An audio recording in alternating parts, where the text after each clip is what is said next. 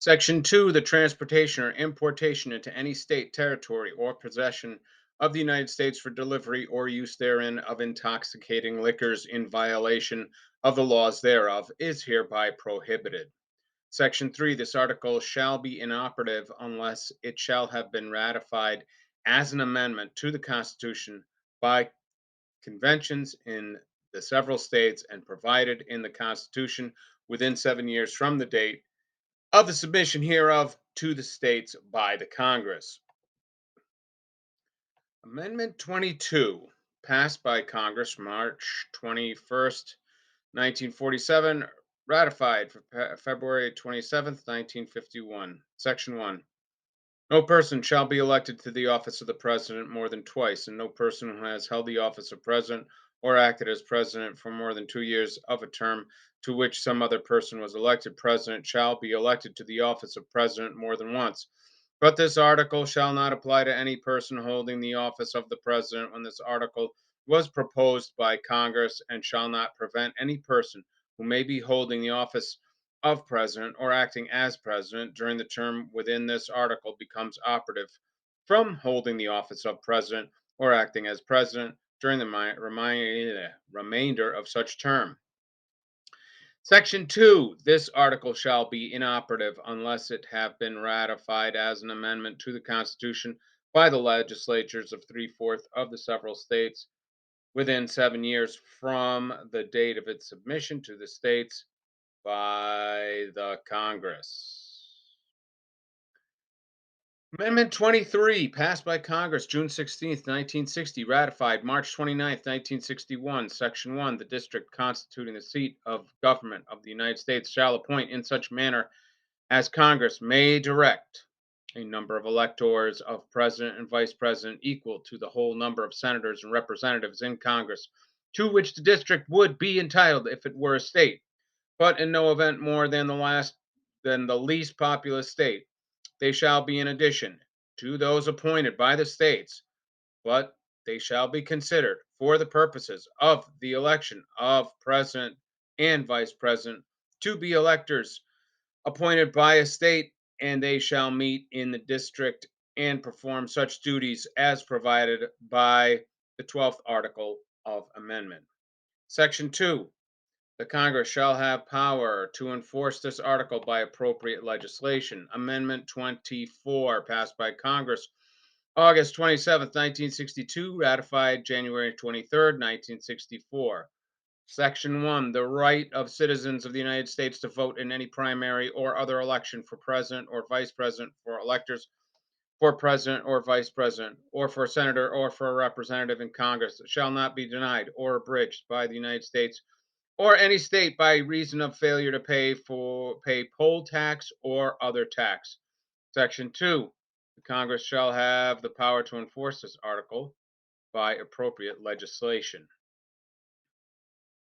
Amendment 25, passed by Congress July 6th, 1965, ratified February 10th, 1967. Note, Article 2, Section 1 of the Constitution was modified by the 25th Amendment. Section 1. In case of the removal of the president from office or of his death or resignation, the vice president shall become president. Section 2. Whenever there is a vacancy in the office of the vice president, the president shall nominate a vice president who shall take office upon confirmation by a majority vote of both houses of Congress. Section 3. Whenever the president transmits to the president pro tempore of the Senate and the Speaker of the House of Representatives his written declaration that he is unable to discharge the powers and duties of his office, and until he transmits to them a written declaration to the contrary, such powers and duties shall be discharged by the vice president as acting president.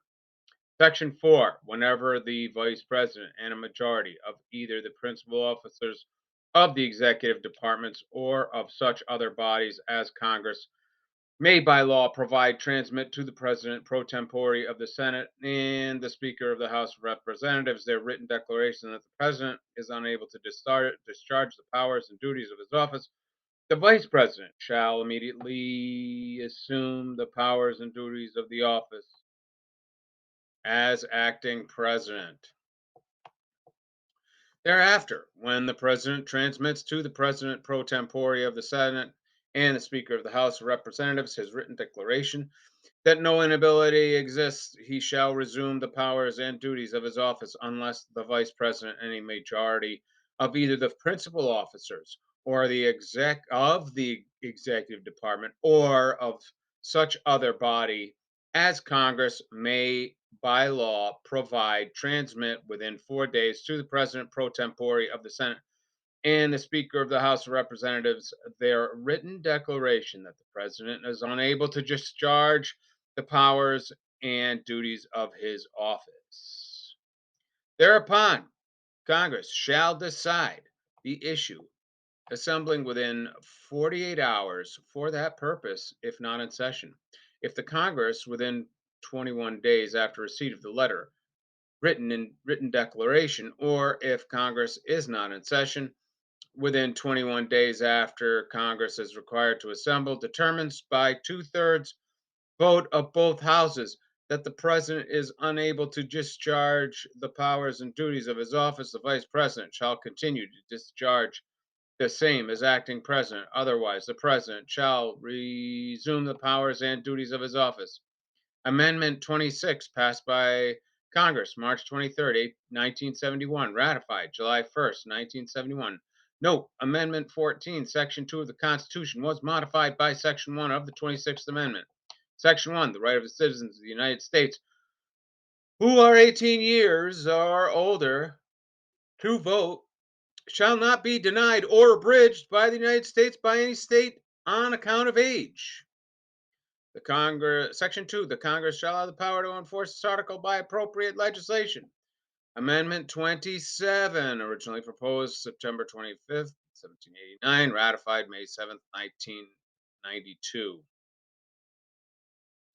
No law varying the compensation for the services of the senators and representatives shall take effect until an election of representatives shall have intervened.